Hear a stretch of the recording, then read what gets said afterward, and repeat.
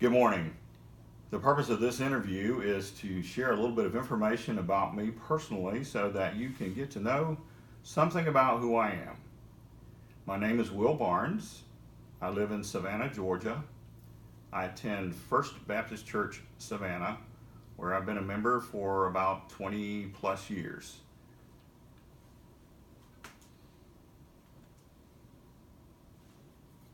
Tell us about your family. My family is one of my favorite topics to talk about, as you can imagine. It is for most folks.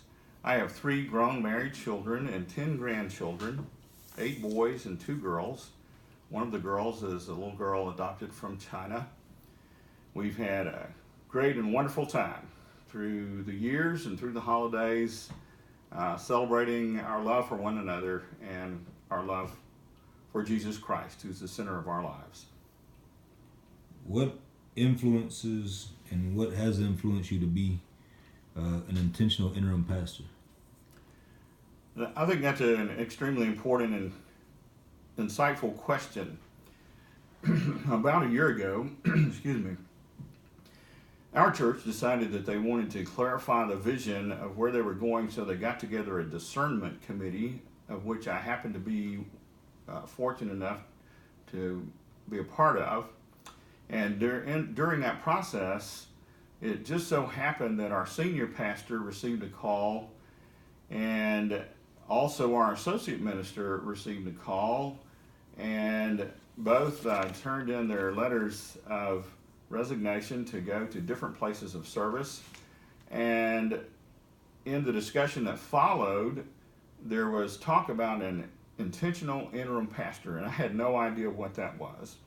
So I began to ask around, and I investigated what an intentional interim pastor was, and upon finding out that it was exactly what it said it was a real process to equip interim ministers to be able to facilitate a church moving from having just ended a ministry with a particular minister and finding a new minister to move forward and to learn about how that process works. Now, I had been an interim pastor on 2 previous occasions, but not with any kind of specified training. So I undertook that particular kind of training with the Center for Congregational Health. It was fascinating, and in the process, it just seemed to me that God had revealed to me that going forward, this was an extremely apropos time to perhaps listen to a call from Him to undertake becoming an intentional interim myself. And so, after much prayer and after going through the training and learning more about it, it became pretty clear to me that this seemed to be the pathway that God wanted me to pursue based on my life experiences and my education and based on my spiritual life and other circumstances of life. Tell us about your current employment, what your occupation is, and how you got into it. Currently, I spend the majority of my time doing a counseling ministry that I created about 8 years ago when I became a licensed marriage and family therapist. And that actually was a spin-off, I would say, or God had been preparing me, if you look in retrospect, by the way of having had counseling as a part of my experience for many, many years. When I was ordained in 1976, one of the things that I learned pretty quickly was that counseling was going to be a significant part of my ministry. And so when I went to seminary, I pursued a little bit of that, but was also influenced to take clinical pastoral education, which is a specialized kind of intensive training in the field of counseling.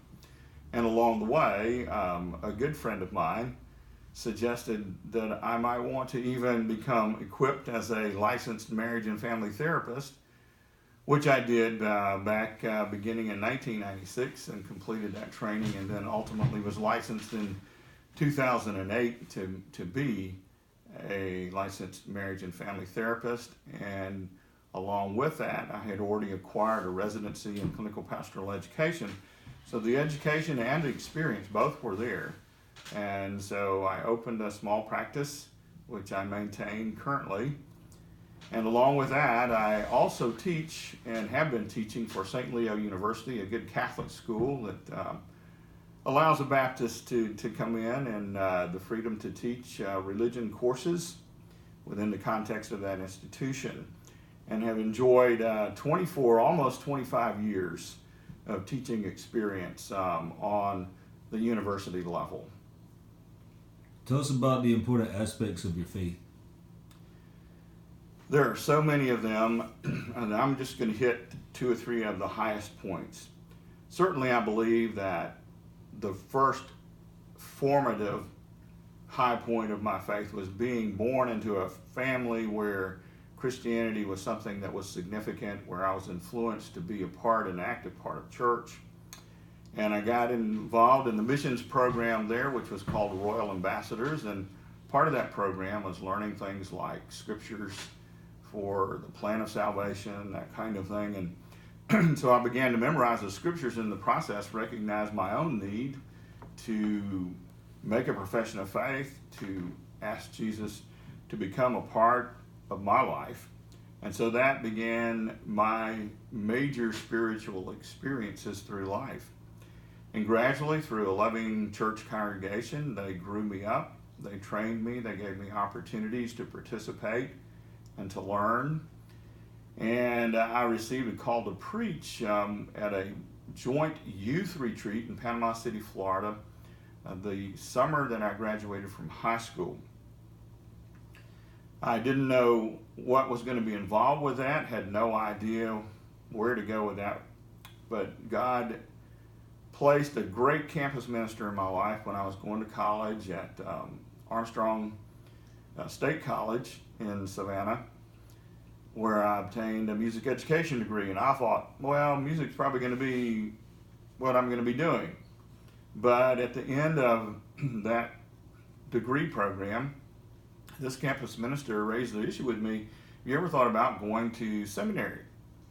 Well, I took him up and made a visit, decided seminary was the place to go, went and completed a Master's of Divinity degree at Southern Seminary in Louisville, Kentucky. And that prepared me to become a pastor. And so I subsequently went into the pastorate, pastored for about 10 years at a couple of different churches, interimed at another church for a little while. And then the door was open for me to continue my education by way of being a part of a clinical pastoral education residency, which I did. I completed at Memorial Medical Center in Savannah, Georgia, and subsequently went into counseling and became a chaplain. So that set the course of my life. God led me into hospital chaplaincy, which I did for about 14 years at a couple of different hospitals, including being the director of spiritual care at Memorial Health in Savannah.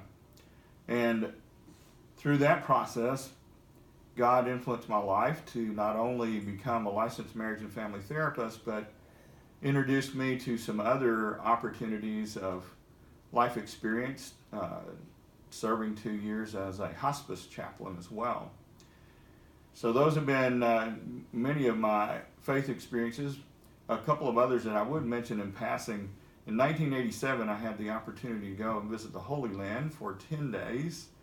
That was certainly a high moment of my spiritual life and experience. And God has, in many ways, shaped me, not just through those kinds of mountaintop experiences, like being a part of the BSU in college and having a part with their summer missions program, but also along the way learning and how to be just a part of the healing process of people's lives, and Jesus was a great healer. He was a good teacher, but he was also a great healer. And I think working in those kinds of institutions, with those kinds of situations, really caused my heart to open up to what can I do to be and to facilitate healing with people. And that, in many, many ways, has been a major influence in my faith experiences. And God has just reaffirmed all along the way that I'm right where God wants me to be, and continues to lead me and guide me in those paths, and I try to be open to his leadership. Tell us about your teaching experience. Teaching is interesting. I come from a long line of teachers, many of them in my extended family background. Teaching has given me a great appreciation for being a student. That may sound a little bit like an oxymoron, but it's not. I think the greatest way to learn is to be a teacher. And I try and bring the humility to the teaching situation that allows me to learn from my students. They have taught me so much over the years, and I really, really appreciate what it means to be a responsible teacher, to have the opportunity to interact with those students, to touch their lives in many different ways, to encourage them to be better persons, to learn more, to have an appreciation for education. What's your favorite holiday and why?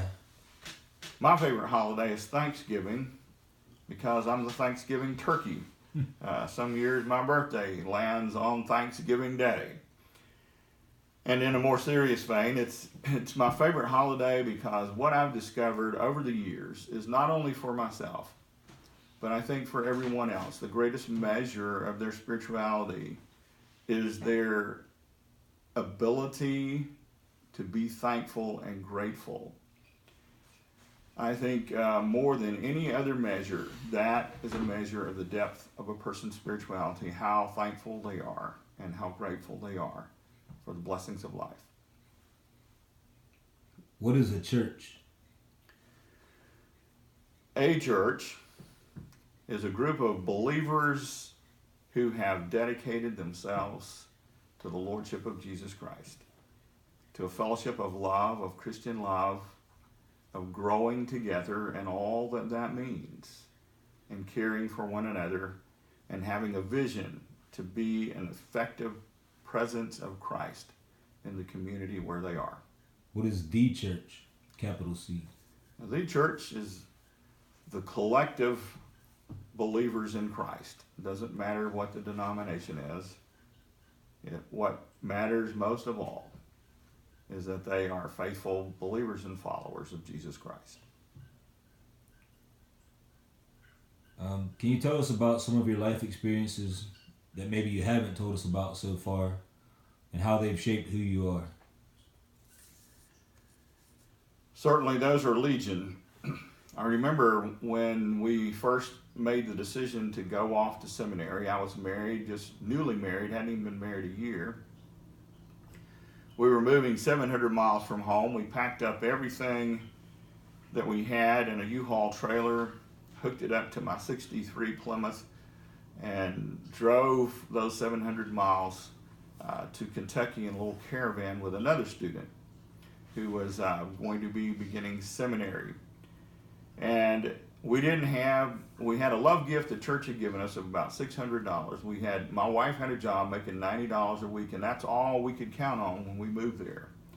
And God led us through that experience of 3 years of education, the birth of our first child, and I just celebrate and thank God that we had that opportunity and followed God's leading in that way so that we could become his good servants in all the ways that God has led us to be. Any closing words on anything? I take very seriously God's call to ministry. He's called me to be a servant, and I want to serve others because I love Christ. and I want them to love him too.